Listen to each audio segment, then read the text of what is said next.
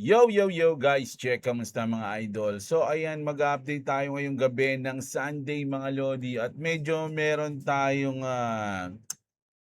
medyo medyo bad news, no. Hindi ko alam mga idol. So kailangan niyo marinig 'to mga lods, no. Pero syempre, bago ang lahat mga lodi, alam niyo na sana pa-like ng video natin. Syempre sa mga gusto ng ganitong content, everyday news, balita, update, trending news, global news, crypto news. Subscribe na kayo sa ating channel mga idol. So umpisahan na agad natin bago tayo pumunta doon, dito muna tayo, no? Alam niyo na ba mga idol na birthday ni Daddy Trump ngayon? Happy birthday kay Daddy Trump, no? Pero mukhang may balak ng masama ang Iran kay Trump ngayong birthday niya. Is Iran about to humiliate Trump? Everything is in place for the US-Iran peace deal to be signed today on Trump's 80th birthday. So 80 years old na pala si Daddy mga idol, no? He's expecting to walk out to the UFC Freedom 250 event on the South Lawn of the White House to rapturous applause. Ano yung rapturous applause? No, siguro ano yun, umaatikabong palakpakan, no? Pitching the deal as another sign of his success. But according to Iran's semi-official Pars news agency, Tehran hasn't made a final decision whether to sign it or not. Ito yung peace deal nila, mga lodi, no? Kasi syempre napakagandang regalo nga naman, no, kay Donald Trump kung magpipirma na yung peace deal ngayong birthday niya, parang pa-birthday sa kanya 'yon. At syempre meron laban sa harapan ng White House mga lodi, UFC. Hindi ko alam kung doon maglalaban o doon lang yung weigh-in No, mamaya titignan natin. But according to Iran, ayun pala, sign it or not, they're still reviewing the memorandum of understandings, political, legal, and technical aspects. If Iran delays the deal, it leaves bonds in Geneva with nothing to sign, and Trump to face the crowds empty-handed, while opponents will say he's being played by Tehran. No, kumbaga sinadya ng Tehran yun para ma-disappoint si Trump sa araw ng kanyang kaarawan, mga idol, no? So ini-expect yan, no? So yung UFC 250, ginanap yung mga weigh-in dito sa harapan, no, sa harapan ng White House. Mga idol, ayan, tingnan nyo, di ba? So maraming nag-weigh-in diyan, latest natin. Wala. Alam ko may mga nag-weigh-in na dito sila sino ba yung maglalaban? Etong dalawa na to. Si Topuria tsaka si Gaethje. Tsaka si Piera at si Gain. Ayan. Mga lods. So sa harap yan mismo sila kanina nag-weigh-in.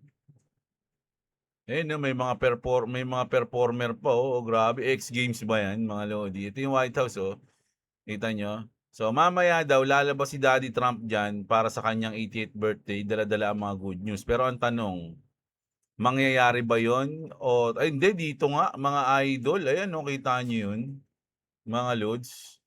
Wag na nga. Ayan kita niyo dito yung octagon ito yung White House Oh, 'di ba? Si Justin Gaethje at saka si ano ba pangalan ni Topuria? Kalimutan ko yung pangalan ni Topuria Basta ito si Justin Gaethje 'to. Tapos si Alex Pereira at si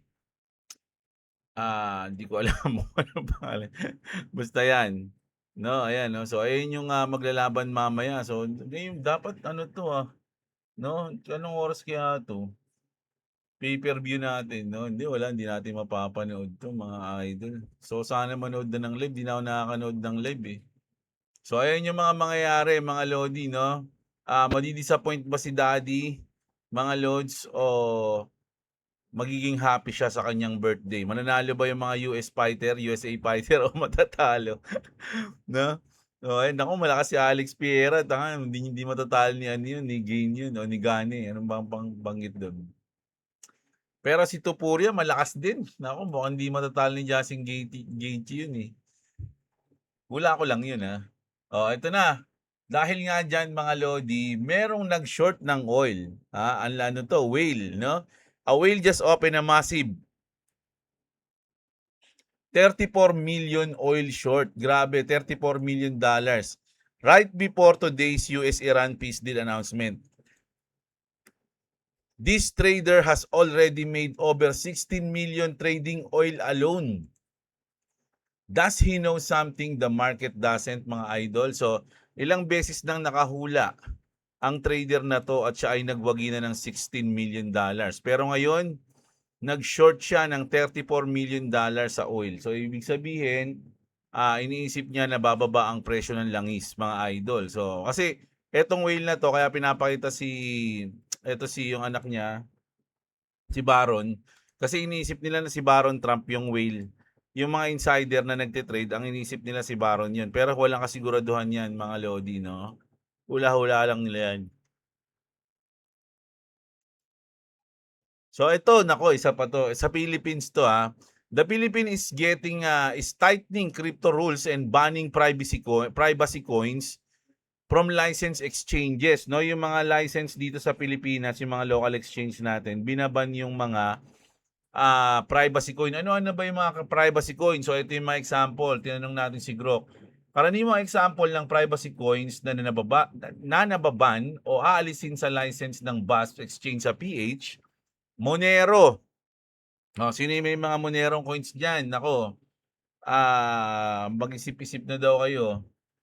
Ito ang pinasikat at madalas na binabanggit na example. Ito kasi yung parang sikat na privacy coin. Ano pa ba? Yung Zcash, no? Yung SEC. Ayan, mga Lodi, no? Makilala natin to. Nag-crash to noong nakaraan. Gumagamit ng zero knowledge proof para payagan ang shielded transaction. Ano pa? Yung Dash.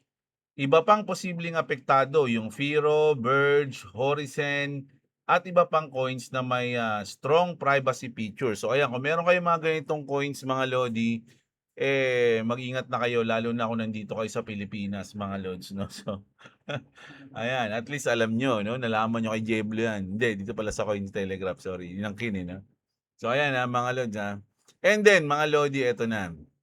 Ito, isa tong negative na tingin dahil Sailor strategy is now worth less than the Bitcoin it holds. According to the MS Bintel, Michael Saylor's strategy once traded at a value of 3.5x the BTC it held. No, kumbaga 3.5x siya, no, kung ano yung hawak niyang BTC. Pero ngayon, the premium is now gone, mga idol. With its MNAV now below 1 na lang. Dati 3.5, ngayon now below 1. This likely hasn't been helped by the company recent decision to sell a small portion of the BTC stocks, mga idol. So, medyo bad news yan pagdating sa MicroStrategy. Tapos eto, mga Lodi, eto yung sa ating Clarity Act to, mga idol. Ito yung sinasabi ko na medyo malulungkot kayo. Pero ito muna, good news muna. Kaya lang haba nito, so binuod natin. Tama ba? Ito ba yung Clarity? Yan, Crypto Law. Binuod natin sa Tagalog. Ang post sa X ni Petrano ay tungkol sa pagkaantala ng Clarity Act sa isang Clarity Act, isang batas na maghahati sa pangasiwa. Yan na, alam na natin yan. Target ng White House na may pasa at lagdaan ito bago mag-July 4, no? Para isabay sa 25th anniversary ng US. Pero nahaharap ito sa mga logistical at procedural na problema. Pangunahing balakid yung ethics provisions at panuntunan laban sa illicit finance. Hindi pinapayagan ng mga probisyong ito na kumita ang mga senior official sa crypto habang sila mismo ang gumagawa ng regulasyon upang maiwasan ang self-dealing, no? Kumbaga parang ang tawag doon, nakalimutan ko na yun. Payo sa mga investors, huwag masyadong mag-focus sa deadline drama kasi nga nilalagyan nila ng nilalagyan nila ng date, July 4, etc., ganyan. Huwag daw mag-focus dun sa date. Mas importante ang pangkalahatang takbo patungo sa mas malinaw na regulasyon.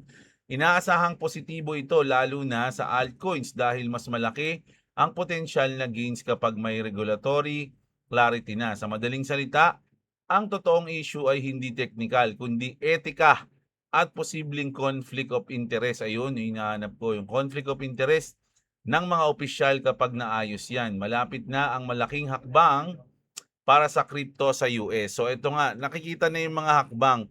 Dahil nga nagbibigay ng date mga Lodi, ito yung parang pinaka-bad news ngayon. Sabi kasi dito ni Eleanor Terret, hitting the timeline of passing the Clarity Act into law by July 4 would require finding an ethics solution both Republicans and Democrats can live with. Kumbaga, yung magkakasundo yung Democrats at Republican. Kailangan makahanap silang solusyon para magkasundo yung dalawa na yan.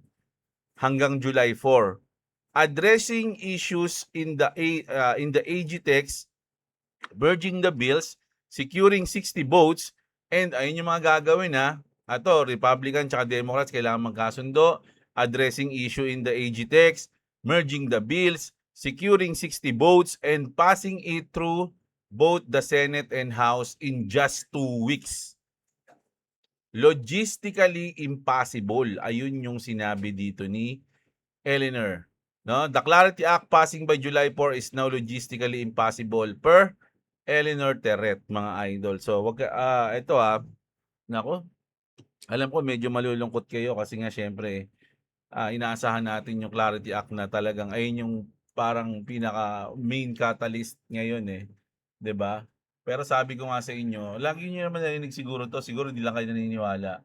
Pero sabi ko nga 'di ba, mas gusto ko na medyo wag munang tumaas, no? O ma-delay man pero sana ngayong taon din, no? So, ayun yung sa akin. Hindi ko alam kung tinutupad yung wish ko o iniinis kayo, mga idol. No? So, basta ako, mas masaya ako na nakapagbodega ako hangga't hindi pa napapasa yung Clarity Act. At mapapasa yan kahit anong mangyari sa mundo, mga Lods. No? It's not a matter of if, it's a matter of when na lang yan, mga Lodi. So, dahil alam na natin na mapapasa yan, kahit tumagal man yan, at least may pagkakataon tayo makapagbodega. Ayun yung aking, for me, ganun yung gusto ko, mga idol. No? So, ayan medyo nalungkot din naman ako dito kasi syempre gusto ko rin naman pumasa ng July 4. No, bahala na si Batman, mga idol, basta mag-umpisa na. Kasi kapag ka ganun, ano na yun kumbaga magte-trade na lang ako pag ganun, mga lods 'Di ba? Kumbaga may isip mo na kumbaga yung manipulation sa market, hindi na siya ganun kalakas o ganun na pwedeng manipulate yung market. Kasi meron na sa Clarity Act na kasama yung batas na yun. So, hindi na natin makikita yung biglang lalagpak, yung biglang lilipad, yung biglang ganun, bigla kang matatalo. Kumbaga gagana na ulit yung ating mga technical analysis pag meron ng Clarity Act. Ngayon kasi ang hirap paganahin mga idol 'di ba? So ngayon, ayun nga, no? Ayun yung reason kung ba't gusto ko siya mapasa ng July 4. Kumbaga mas mabilis. Kumbaga makakapag-trade na tayo ng maayos. Pero kung hindi naman siya maipapasa, goods din naman sa akin 'yun, mga lodi. O, punta naman tayo dito. Morgan Stanley's Amy Oldenburg just said the quiet part out loud. BTC, Ethereum, Solana, XRP aren't all just crypto. They're completely different asset with completely different thesis, mga idol. Sabi niya rito, no? In-specific niya yung apat na yan. Yung XRP, Cross-Border Payments Network. Yung Bitcoin, Fixed Supply Monetary Asset, no? Yung Ethereum naman, Programmable Settlement Layer. Solana naman, High Throughput Execution Layer. Same category on paper, words apart underneath. The investors who treat them as interchangeable are the ones who get hurt every cycle, no? Kumbaga, ayan. Kaya dapat naiintindihan mo o alam mo kung ano yung iniimbisan mo, mga lodi. No? Iba sila sa ibang crypto. Sabi dito, SEC approves 1.8 trillion T-Row prices active crypto ETF. So ito, maraming matutuwa dito, mga idol. Kasi maraming crypto ang kasama dito na baka magustuhan nyo o meron kayo. No? The new TKNZ ETF will actively rotate between 5 to 15 cryptocurrencies. Ano yun? Including BTC, Ethereum, Solana, XRP, Cardano, Sui, Dogecoin, Shiba Inu. Kasama yung Shiba Inu dito, mga idol.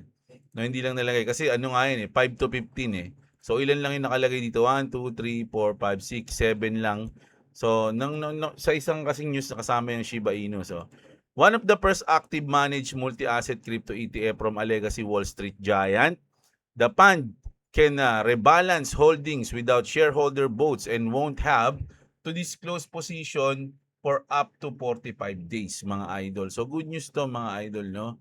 Asan na ba? May mga nakalagay ba dito? Wala yung mga ano. Pero adoption kasi yan, kaya napakaganda niyan. XRP isn't just included, it's the third largest, weighing in the index at 11.42%. That's bigger than Solana, Cardano, Dogecoin, Avalanche, Bitcoin Cash, Chainlink, and Stellar combined. Doesn't even beat it, sabi rito. This is XRP conviction. Kasi kung titingnan nyo, 11 point. Ang mataas kasi talaga, mga lodi, Bitcoin and Ethereum. No? Bitcoin and Ethereum, pangatlo yung XRP. No? Oh, so tayo. Nako, ito ang ganda na ito. Kasi meron dito nga parang pinopromote na nila yung XRP. Ripple showed up where it counts. A few days ago, the congressional baseball game, the message was clear. Rules of the road for digital assets aren't optional. They're essential for consumer protection and US competitiveness. The push for vote for clarity continues. So ayan, meron silang mga gantong promotion, mga idol. Ripple. Marami silang commercial, no, sa labas, mga idol. So syempre hindi naman nila gagawin 'yan kung wala naman silang, alam niyo na 'yon, 'di ba? So ito na, isa sa mga magagandang news ngayon na sinabi ng Evernorth, institutions won't buy XRP to sit on it. Kumbaga hindi naman bibili ang mga 'yan para pabayaan lang, di ba? They will use it. Evernorth CEO explained it. Holding isn't the end state. They need regulated products built with privacy and compliance to actively use the asset. That's how the pie grows. Trillion. So ayun yung inaasahan kasi mabigat din tong Evernorth mga lodi di ba? So ayan yung mga news natin ngayon. Punta tayo sa inyong mga comment, mga lods. Wow, 2 beses tayo nagbasa ng comment ngayon Hindi na matagpuan, nasa SpaceX IPO na, sabi mga lodi. Sabi ni JDV5. Si Aven Zeppelin, ayan, shoutout sa iyo. Si Maraming Pera Sana. Gen Z were also left with nothing. All the money have been taken by Gen X and some early millennials too. They don't have money for this drama. Kaya nga mga lods So, kung maaga ka pa sa crypto ngayon, medyo buenas ka, di ba? Boss naman, nape-pressure ako sa iyo Gusto ko 0.7 XRP, mahilig ako sa sale. Ayan, Gusto mo pang bumaba? Pwede na, ito sabi. Baka maging bad news yung mag-trigger bumaba yung balita na imposible tayong maaprubahan sa July 4. Pwedeng maging bad news 'yun. 'Di ba? At medyo mag-drop yung market. Grabe celebration sa New York. Sana ganun din celebration sa Pinas para sunugin ng Malacanang. Grabe ka, gusto mo ng gulo, idol Hindi ba sila nagsasagawa ng check-up para nalaman kung lahat okay? Ayun nga Siguro sunod-sunod na yung cost yung nila, yung tumatalon dun. Kaya minsan nakakalimutan na nila, no? Pero grabe yun, nakakatakot yun, mga idol. Yung iba talaga dyan, gusto lang manggulo kaysa mag-celebrate. Yun yung mga hinahanap ng mga pulis kapag nagsimula na magkagulo. Kaya kahit yung Jollibee gumuho, grabe din kasi talaga yung lakas ng lindol. Yes. Kung gusto ni Trump makipag-peace deal sa Iran, dapat lahat ng leader sama-sama niya makausap. Nako, mukhang mahirap gawin yun, idol Ayun yung mahirap gawin. Edwin Mangaba, shoutout sa iyo. Si Nochi, si Mr. Ads, Joseph Berdino, always shoutout sa iyo. Si Pilabis, Bless Sunday Polo, shoutout. Salamat po sa update, shoutout sa iyo, idol. Mabel Sambales, alam mo, idol, yung bungee jumping na yan, meron talaga yung properties ng rubber at saka ng gum. Ano ibig sabihin nun? Parang pag naano ko yung bungee gum, sisiso ka na alala ko Si Trobe, shoutout sa'yo. Samantha Sabrina Cortis. Lord, sana gumawa ka ng tutorial video About sa paggamit ng cold wallet, sana mapansin lods. Kung gagawa ako nun mga lodi, isa lang yung kaya kong gawin kasi ang isa lang naman yung aking, cold wallet, yung Trezor lang, eh. Hindi ko puwedeng ma-example yung mga iba't ibang cold wallet kasi wala naman ako nun. At ang mamahal kasi ng cold wallet, kaya hindi tayo puwedeng bumili ng madami, 'no? Hindi kaya ng budget natin. So, Trezor 5 lang yun sa'kin mga lodi. Ayun lang yung aking, cold wallet, eh. 'No, at, may mga tutorial naman nun sa YouTube mga idol, eh. At ganun lang din naman yun, press-press ka lang dun mga loads, 'no. Ang importante dun wag kang magkakamali sa mga address mga lodi. At kung gagawa ka ng mga mabibigat na transaksyon, unahin mo muna maliit lang muna, 'no. Wag yung malaki agad kasi 'pag nagkamali ka hindi mo na yun mababalik. Mapupunta na yun sa kawalan, 'no. Kaya dapat maingat ka 'pag gagamit ka nun. Pero madali lang 'yun, sa una lang parang nakakailang kasi nga siyempre medyo kapag may mga ano kasi dun, eh, ano bang tawag dun, yung verify yung madami, may confirm parang igaganon mo. Maraming gano'n sa ano, sa cold wallet, eh, yung ko-confirm mo siya marami sunod-sunod, minsan 16 na beses, 10 beses, gano'n. Huwag kang matataranta, gano'n talaga 'yun. Pero 'pag nasanay ka na mag-transact dun, madali na lang. Sa mga Muslim na scholars, alam nila 'yan. Iba ang pamahalaan ng Amerika at iba din Israel at iba din ang United Nation. Ang pinuno nila United Nation, 7 ang supreme leaders ng United Nation at sila ay mga Hudyo at nakakilala if sino sila. Lahat ng pag-atake ng Amerika at Israel ay mga utos 'yan ng mga supreme leaders. Sigurado ka ba diyan, idol? Baka theory mo lang 'yan, idol, Dapat meron tayong ano diyan, mga malalapit na ebidensya diyan, mga lods. Kasi yung UN nga parang ayaw na ni Trump dun, eh. Dun ba siya ay hindi, sa ano pala siya kumakala, sa NATO, tsaka sa WHO, 'no, yung World Health Organization. Sa United Nations, hindi ko masyadong alam, eh. Si Erwin Apatan, Final Destination ba 'yan? Puwede nga, eh, 'no? Grabe, 'no? Kumbaga hindi mo alam masaya ka pa nung bago ka ihagis. Sa ere mo na lang na-realize, eh. Basta NY ganyan talaga sila mag-celebrate, win or lose, riot talaga, sabi ni Bibo. Virgil, Olisa, shoutout sa'yo. Si Daddy Moco TV. Dol, good morning. Tanong ko lang sana kung sa anong time frame mo binibase ang 50% mo na trade. Depende, idol, eh. No, syempre titingin muna tayo sa higher time frame bago tayo pumosisyon sa mas smaller time frame. Gagawa tayo ng mga triangle o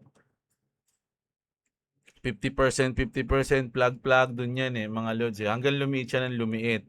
Pero dahil kasi madalas kasi scalping lang ako, so hindi na ako lumalayo masyado. Ang pinakamalapit ko lang is 15 minutes. 'Pag nag-i-scalp ka lang, hindi mo naman kailangan na malayo na diyan, eh, 'pag nag-i-scalp, eh. Ay puta, mukhang naiisip ko 'to, parang bear plug 'to, Wait lang, sa 15 minutes. Dali.